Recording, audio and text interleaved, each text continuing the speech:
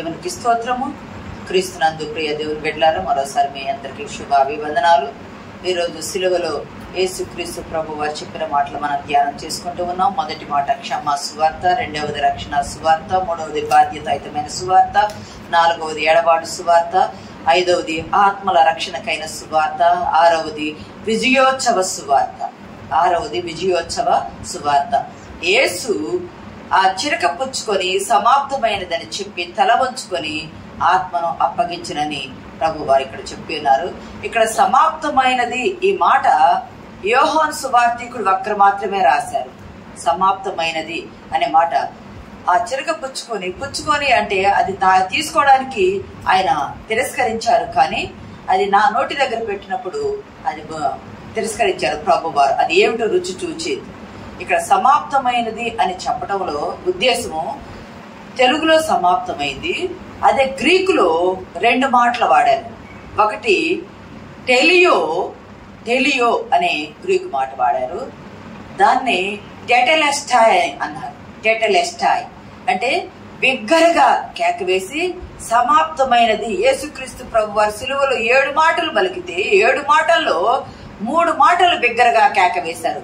అది 4వ మాట ఏలి ఏలి లామా సబక్తాని అని బిగ్గరగా కేకవేసను అని ఉన్నది.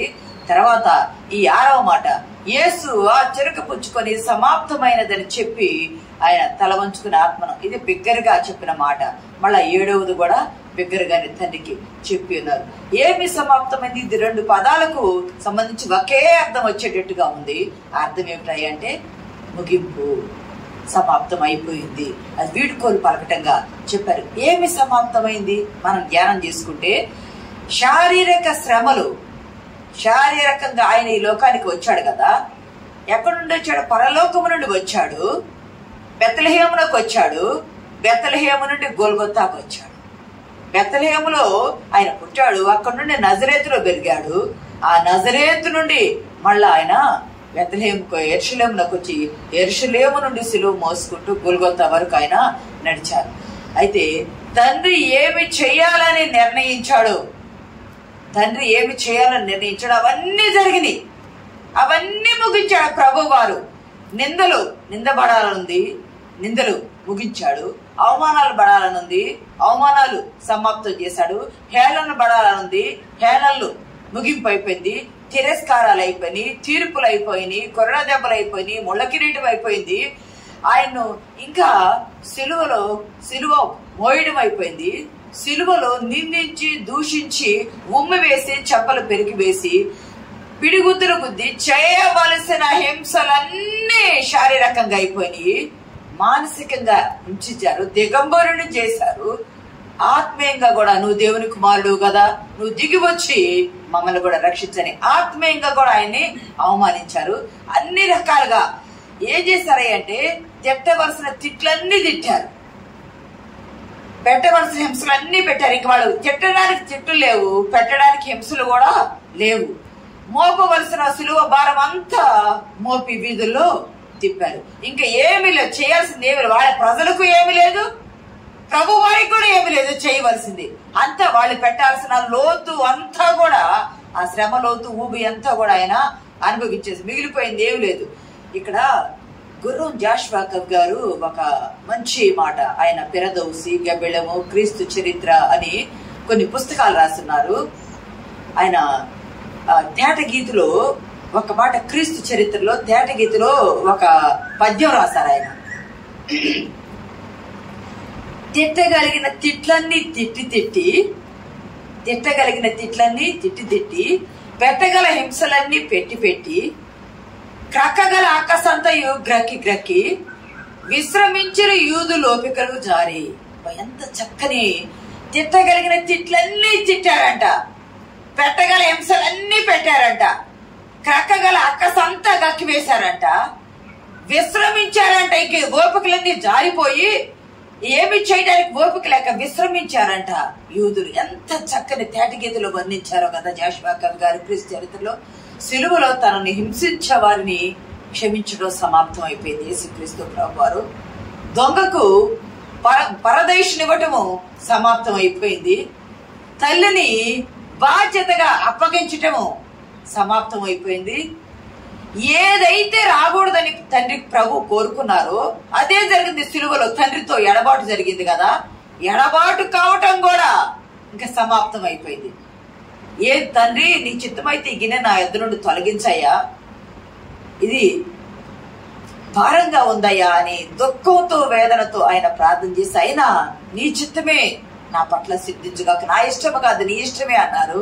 ఆ గిన్నెలోని పాప భార ఉగ్రతను, ఆ అగ్నిని ఆయన మీద మోపడం జరిగింది.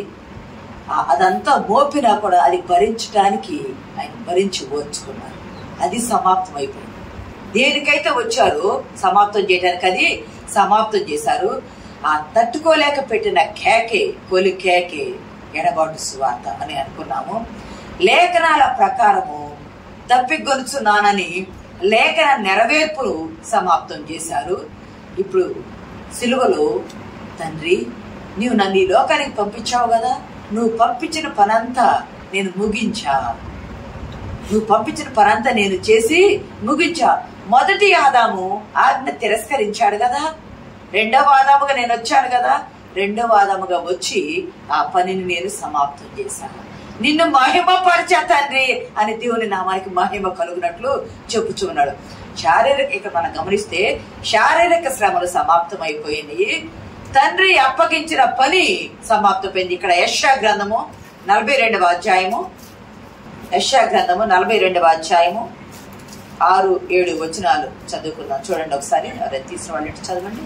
గుడివారి కన్నులు తెరచుటకును, బంధింపబడిన వారిని చెరసాలలో నుండి వెలుపలికి తెచ్చుటకును, చీకటిలో నివసించు వారిని బందీ గృహంలో నుండి వెలుపలికి తెచ్చుటకును, యెహోవానగు నేనే నీతి విషయములలో నిన్ను పిలిచి నీ చేయి పట్టుకొని ఉన్నాను. నిన్ను కాపాడి ప్రజల కొరకు నిబంధనగాను అన్యజనులకు వెలుగుగాను నిన్ను నియమించి ఉన్నాను. ఇదే లూకా సువార్త 4వ అధ్యాయం 16-21 ఉంటుంది. అక్కడ ఏముంటుంది అంటే, గ్రుడ్డి వారికి చూపునివ్వటానికి, బంధింపబడిన వారిని విడుదల కలుగజేయటానికి, నలిగిన వారిని విడిపించడానికి, హితవచనాన్ని ప్రకటించడానికి అని దీన్ని ఏమంటారంటే, యేసుక్రీస్తు ప్రభు వారు బాప్తిసం తీసుకున్న తర్వాత ఆయన నజరేతునకు వెళితే నజరేతు సమాజ మందిరములో ఆయనకు చదవమని యెషయా గ్రంథపు ఆ చుట్టనిచ్చినప్పుడు, బైబిల్ చుట్టనిచ్చినప్పుడు వారు దానిని తీసి చదివినప్పుడు యెషయా గ్రంథం 42వ అధ్యాయంలో చెప్పబడిన నజరేతు మేనిఫెస్టో అంటారు దీన్ని, నజరేతు ప్రణాళిక. ఆయన ఏమి చెయ్యాలో సమాజ మందిరములో దేవుడు ఆయనకి ఇచ్చిన, అక్కడ చదవండి ఆ మాట. ప్రభు ఆత్మ నా మీద ఉన్నది, వేదలకు సువార్త ప్రకటించుటకు, చెరలోనున్న వారికి విడుదల, సాతాను చెరలోనున్న వారికి, దొంగగా బరబ్బాకు, సాతాను బంధకాల్లో ఉన్న వారందరికీ విడుదల, గుడ్డి వారికి చూపునిచ్చాడు.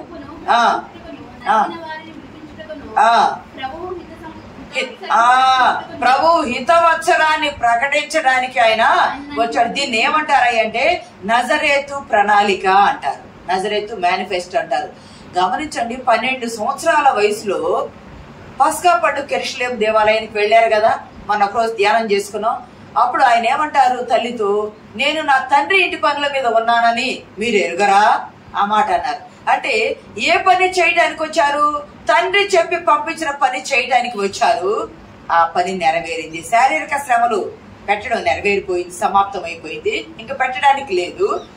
తండ్రి అప్పగించి పంపించిన పని ఉంది కదా, తండ్రి అప్పగించి పంపించిన పని సమాప్తం చేశారు, ఇంకా సమాప్తం చేయడానికి లేదు. మత్తయి సువార్త 5వ అధ్యాయం 17వ వచనంలో ఒక మాట ఉంటుంది చూడండి. ధర్మశాస్త్రమునైనను ప్రవక్తల వచనములనైనను కొట్టివేయవచ్చునని తలంచవద్దు, నెరవేర్చుటకే గాని కొట్టివేయటకు నేను రాలేదు. ఇదే మాట గలతీలో 3వ అధ్యాయము, గలతీ పత్రిక 3వ అధ్యాయము 13-14 వచనాల్లో ఉంటది. ఆత్మను గూర్చిన వాగ్దానము విశ్వాసం వలన మనకు లభించినట్లు అబ్రహాము పొందిన ఆశీర్వచనము క్రీస్తు యేసు ద్వారా అన్ని జనులు కలుగుటకై క్రీస్తు మన కోసము శాపమై మనలను ధర్మశాస్త్రం యొక్క శాపము నుండి విమోచించెను. 24-25 వచనాల్లో కూడా చదవండి. కాబట్టి మనం విశ్వాస మూలమున నీతిమంతులమని తీర్చబడినట్లు క్రీస్తునొద్దకు మనలను నడిపించుటకు ధర్మశాస్త్రము మనకు బాలశిక్షకుడు ఆయన. చాలండి, ఇక్కడ గమనిస్తే ధర్మశాస్త్రాన్ని నేను కొట్టివేయడానికి రాలేదు, దాన్ని నెరవేర్చడానికి వచ్చాను. ధర్మశాస్త్రం నెరవేర్చటం అంటే దానిలోని ఆజ్ఞలు, బలులు, పరిహారాలు, అన్ని యాగాలు, యజ్ఞాలు అన్ని క్రీస్తులో నెరవేరినాయి. ఇప్పుడు దాకా మీరేం చేస్తున్నారు? బలులు ఇవన్నీ ఇస్తున్నారు, ఇంక మీరు ఇవ్వవలసిన పని లేదు. నేనే చివరి బలిక, నేనే. ప్రధాన యాజకుడైతే తరది కాని పశువు రక్తము తీసుకొని దేవాలయంలోనికి వెళ్లి సంవత్సరానికి ఒకసారి పాప పరిహారం చేస్తాడు కదా, నేనే నా రక్తంతో నేనే బలి అవుతున్నాను. ధర్మశాస్త్రాన్ని నేను నెరవేర్చాను. అబ్రహాముకు వచ్చిన ఆశీర్వాదం క్రీస్తునందు మనల్ని తండ్రి యొద్దకు చేయటానికి ధర్మశాస్త్రం అనే శాపము కింద, పాపము కింద దాని నుండి శాప విమోచన చేయటానికి యేసుక్రీస్తు ప్రభు వారు వచ్చారు. అది నెరవేర్చారు. ధర్మశాస్త్రానికి వీరుకోలు పలికి ఇంకా అది కొట్టివేయబడింది. కొట్టివేయబడింది అంటే వాడకూడదు అని కాదు అక్కడ అర్థము. కొట్టివేయబడింది అంటే దానిలో ఎవరి గురించి అయితే చెప్పబడిందో, ఏ ప్రవక్త వస్తాడు, ఎవరు వచ్చి మెస్సయ్య వస్తాడు, ఎవరు వచ్చి పాప పరిహారం చేస్తే పశువుల రక్తము, గొర్రెల మేకల ఎడ్ల రక్తము పాపానికి పరిహారం కావట్లా, పరిశుద్ధుని రక్తము పరిహారమైంది కదా, ఆ పరిశుద్ధుడను నేనే. ఆ పాప పరిహారం నాలోనే జరిగింది, నాలో నెరవేరింది అని ప్రభువారు ధర్మశాస్త్రాన్ని కొట్టివేసి దైవ కృపా యుగానికి ఘనమైన స్వాగతం పలికారు. దేవుని నామానికి మహిమ కలుగును గాక. మనము అర్హత లేని వారము. కృప ఇచ్చుట అంటే ఏంది? అర్హత లేని మనకు, పాపులమైన మనకు అర్హతని ఇచ్చుటే. ధర్మశాస్త్రం ప్రకారం కంటికి కన్ను పంటికి పన్ను, కొట్టినోడు కొట్టి చంపాల్సిందే కదా. కానీ కృప ప్రకారము ఆయన మన ఎడల తన ప్రేమను వెల్లడిపరిచి ఘనమైన స్వాగతం పలికించారు. అంటే శారీరక శ్రమలు సమాప్తమైనవి, తండ్రి అప్పగించిన పని సమాప్తమైంది, ధర్మశాస్త్రపు నెరవేర్పు సమాప్తమైంది, పాప పరిహార బలులు సమాప్తమైంది. హెబ్రీ పత్రిక 10:4 నువ్వు బలిని అర్పడాన్ని కోరలేదు, నాకు ఒక శరీరాన్ని అమర్చా. 9:28 కూడా దయా 9 నాకు ఒక శరీరాన్ని అమర్చు. క్రీస్తు కూడా అనేక పాపములను భరించుటకు ఒక్కసారి అర్పింపబడి, క్రీస్తు కూడా అనేకుల సర్వ మానవాళి పాపాలు భరించుటకు ఒక్కసారే సిలువలో అర్పించబడ్డారు. సిలువలో పాప పరిహారార్థ బలి అయిపోయినాడు ఆయన. పాత నిబంధన ధర్మశాస్త్రం నెరవేర్చాలన్నారు కదా, ఆ నెరవేర్పు క్రీస్తు వారిలో నెరవేరింది. ఆ పాప పరిహార బలి ఇచ్చేసా మీరు ఇంకేవసరా.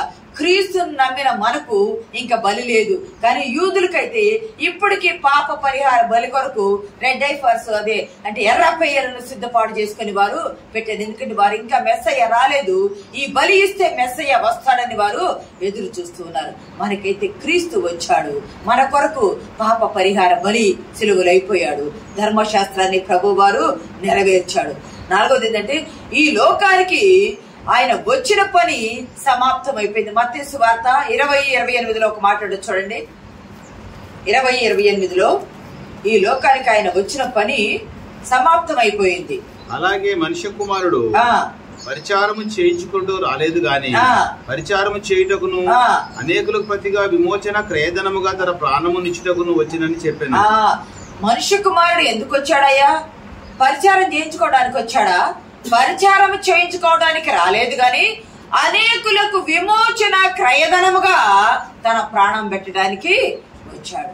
గమనించండి, ఆయన పరలోకము నుండి దిగివచ్చి భూమి మీదకి వచ్చి భూమి మీద తన శిష్యుల పాదాలు కూడా ఆయన కడిగి మనుషుల పోలికగా పుట్టి దాసుని స్వరూపం ధరించుకుని తనను తాను రిక్తునిగా చేసుకుని సిలువ మరణం పొందినంతగా విధేయత చూపిన వాడే మాదిరిని మనకు చూపించిపోయాడు. ఆ బానిసత్వపు పని చేయుట కూడా సమాప్తమైపోయింది. ఆయన రారాజు, ఆయన దేవుడు, ఆయన ప్రభువు, ఆయన రక్షకుడు, ఆయన సర్వలోకాధిపతి. కానీ బానిస రూపాన్ని ధరించుకున్నాడు. నరావతారిగా వచ్చిన ప్రభువు, అది కూడా సమాప్తమైపోయింది. అది కూడా నెరవేర్పు జరిగింది. దేవుని చిత్తం అంతా నెరవేర్చటమైంది. యోహాను సువార్త 4:34 అంటాడు కదా, దేవుని చిత్తం అంతా 4:34 యోహాను సువార్త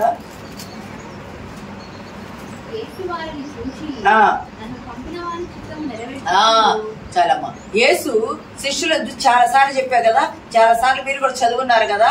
యేసు వాణిని చూసి, వాణిని అంటే ఎవరిని? శిష్యులను చూచి, నన్ను పంపిన వాని చిత్తం నెరవేర్చుటయు నాకు ఆహారం అయి ఉన్నది. ఆయన ఆహారము పానము తీసుకోలేదని మనం అనుకున్నాం కదా. ఆ తండ్రి చిత్తము నెరవేర్చటమే.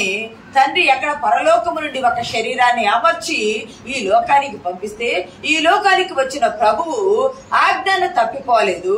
తండ్రి భారమైనప్పుడు తండ్రి ఈ గిన్నె నా యొద్ద నుండి తొలగించని ప్రార్థన చేశారు. అయినా నీ చిత్తమే, నీ చిత్తం నెరవేర్చడానికి ఇందుకొరకే కదా నేను వచ్చాను అని ఆ మాట నెరవేర్చి తాను దేవుని చిత్తాన్ని సమాప్తము చేసి ఉన్నాడు. అంతే కదా. పాత నిబంధన ప్రవచనాల నెరవేర్పంతా దేవునికి మానవునికి మధ్య ఉండి ఆయన పాపపు గోడను లేదా దేవాలయపు తెరను అడ్డుగోడ, అతి పరిశుద్ధ స్థలము పరిశుద్ధ స్థలం ఉంది కదా, ఆ పాపపు గోడను పడగొట్టేశాడు. దేవాలయపు తెరను ఆయన దేవాలయపు తెర చిరిగిపోయింది కదా. పైనుండి ఎవరైనా కత్తిరించే వాళ్ళు ఉంటే క్రింద నుండి కత్తిరిస్తారు, కానీ అది పై నుండి క్రింది వరకు కత్తిరించబడింది, అంటే చిరగబడింది. సంఘం అంటే సమాధాన పరిచాడు. పాపము పోయి పాపం ఆయన మీద వేసుకొని సమాధాన పరిచాడు ప్రభువారు.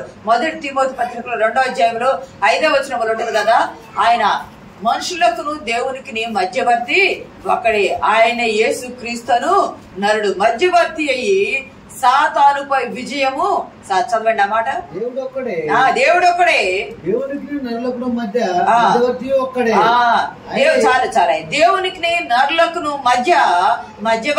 ఒకడే, ఆయనే ప్రభు అయిన యేసు క్రీస్తు. ప్రియ సంగమా, దేవుని దగ్గర నుండి వచ్చాడు. నేను చెప్పుకున్నాం కదా, దేవుని దగ్గర నుండి వచ్చాడు. మానవుల తరపున మానవుని రాయబారిగా ఉండి తండ్రి యొద్దకు ఆయన వెళ్లి అద్భుత కార్యాలు జరిగించాడు మన పట్ల. ప్రియ సంగమా, ఇంకా ఏం నెరవేరిందయ్యా అంటే మనం చాలా సార్లు చెప్పుకున్నాం కదా, ఆదికాండం 3:15లో ప్రవచన నెరవేర్పది. సాతాను సిలువలో ఓడించటము.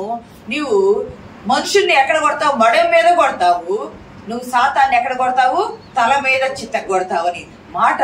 ఇక్కడ సిలువలో సాతానును చితక కొట్టుట అనేది సరిపోయింది. సాతాను చితక కొట్టుట అనేది సరిపోయింది. ప్రియ సంగమా, దేవుని బిడ్డలారా, ఇక్కడ గమనిస్తే సిలువలో యేసుక్రీస్తు ప్రభువారు స్త్రీ సంతానముగా వచ్చారు. మరియ కుమారునిగానే ఉన్నారు కానీ యేసేపు కుమారునిగా రాలేదు. స్త్రీ సంతానానికి నీ సంతానానికి వైరము కలిగిద్ది. స్త్రీ సంతానానికి నీ సంతానానికి వైరం కలిగిద్ది. సాతాను నువ్వు తల మీద చిత్త కొడతావు, సాతాను నిన్ను మడ మీద కొడతాడు. అంటే నిజంగానే ప్రభువును పాదాల మీద మేకులతో కొట్టబడింది. ప్రభువు సిలువలో ఉండే సాతాను తల చిత్త కొట్టాడు. మొదటిసారి చిత్త కొట్టాడు, మళ్ళా 2వ రకాల పూర్తిగా చిత్త కొట్టేది ఇప్పుడు చిత్త కొట్టేశాడు. గమనించండి ప్రియ సంగమా, దేవుని బిడ్డలారా, సాతాను కోరలు చిత్త కొట్టి బలియజ్ఞము సమాప్తం చేశాడు. బలియజ్ఞము సమాప్తం చేశాడు. సాతాను రాజ్యానికి తండ్రి అయిన దేవుడు సర్వ మానవాళి విమోచనే టెటెలెస్టాయ్. సాతాను రాజ్యానికి సర్వ మానవాళిని విమోచించటమే టెటెలెస్టాయ్ అంటే విడుదల. టెటెలెస్టాయ్ని పెట్టిన కేక విడుదల సమాప్తం అయిపోయింది. ఇంకా ఏం లేదు. ఇక్కడ సెంట్ అగస్టిన్ అనే ఒక భక్తుడు క్యాథలిక్ ఫాదర్ గా ఉండేవారు. ఆయన మోనికా తల్లి కుమారుడు. ఆయన ఒక మాట చెప్తాడు, మానవ సంతానము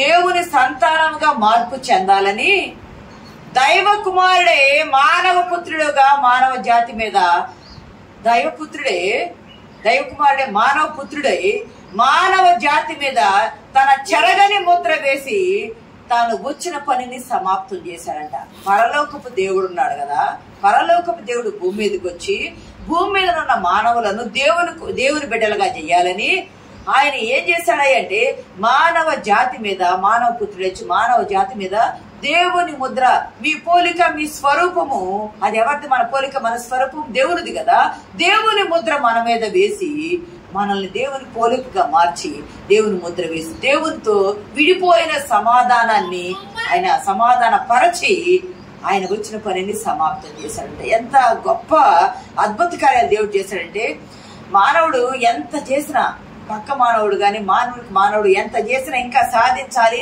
సంపాదించాలనే ప్రతిదీ ఏదో ఒకటి ఉంటానే ఉంటుంది. సాధించాలి ఏదో ఒక కొరత ఉంటది. ఇంకా యేసుక్రీస్తు ప్రభు వారు ఏ కొరత లేకుండా తాను వచ్చిన పని పరిపూర్ణంగా ముగించి వేశాడు. 930 సంవత్సరాలు బ్రతికాడు కదా ఆదాము. 930 సంవత్సరాల దాకా బ్రతికాడు. చూస్తారా ఒకసారి 5:5 చూడండి. ఆదికాండం 5వ అధ్యాయం 5వ వచనం. ఆదాము బ్రతికిన దినములన్నీ 930 చాలు. ఆదాము 937 బ్రతికి పాపిగానే పాప క్షమాపణ లేకుండా జీవించాడు కదా. పాప క్షమాపణ లేకుండా జీవించి చనిపోయాడు. ఆయన ఆజ్ఞ అతిక్రమించి అన్ని సంవత్సరాలు బ్రతికి జీవించాడు. కానీ యేసుక్రీస్తు ప్రభు వారు 2వ ఆదాముగా వచ్చి 33.5 సంవత్సరాలు జీవించి తండ్రి ఏ ఆజ్ఞ ఇచ్చి పంపించాడో ఆజ్ఞను పరిపూర్ణముగా సంపూర్తి చేసి తండ్రి చిత్తానుసారుడయి తండ్రి ఆజ్ఞ నెరవేర్చి వెళ్ళాడు. ధర్మశాస్త్రాన్ని సిలువలో కొట్టివేశాడు. బలులు, యాగాలు, యజ్ఞాలు, పాప పరిహారాలు ఇంకా అవసరం అనేది లేదు. ఆయనే లోక పాపమును మోసుకొని పోవు దేవుని గొర్రెపిల్లగా ఆ గొర్రెపిల్ల సిలువలో మన కొరకు బలి అయ్యి తండ్రి ఏర్పాటు చేసిన పాప పరిహారాన్ని అర్పించాడు. ఇంకొక మానవుడు నరుడు వచ్చి బలి కావాల్సిన అవసరము లేదు.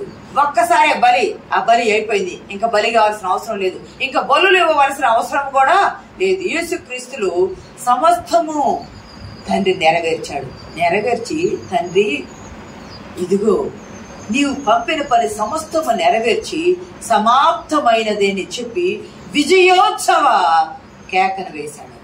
విజయోత్సవ రక్షణ కేకను వేసి విజయోత్సవ సువార్తను ప్రకటించాడు. సాతాను ఓడించి తాను తండ్రిని గెలిపించాడు. తండ్రితో మనల్ని సమాధానపరిచాడు. మనల్ని గెలిపించాడు. తాను విజయోత్సవ కేకతో ఆయన సమస్తం చేసిన. చివరిగా యోహాను సువార్త 17:4 ఒక మాట చూసి ముగించుకుందాము.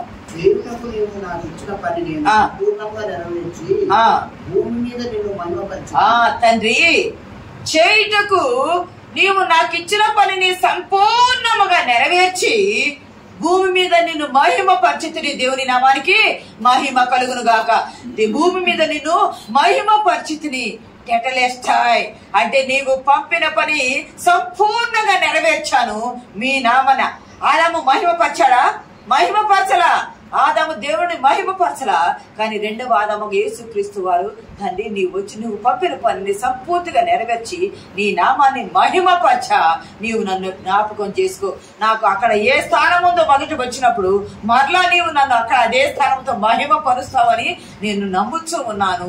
నిన్ను మహిమపరచా తండ్రి టెటలేస్టాయ్ అని విజయోత్సవ కేక వేసి తండ్రి నామాన్ని గణపరిచాడు. ప్రియ సంగమా, దేవుని బిడ్డలారా, మనకు కూడా కాని సమస్యలు ఉంటే, తీరని కొరతలు ఉంటే మన పక్షముగా ఆయన విజయోత్సవ కేక వేసి నీ పక్షముగా నీ సమస్యల మీద నేను యుద్ధము చేసి నీకు విజయం ఇస్తానని సిలువలో 6వ మాట ద్వారా దేవుడు మాట్లాడుతూ ఉన్నాడు.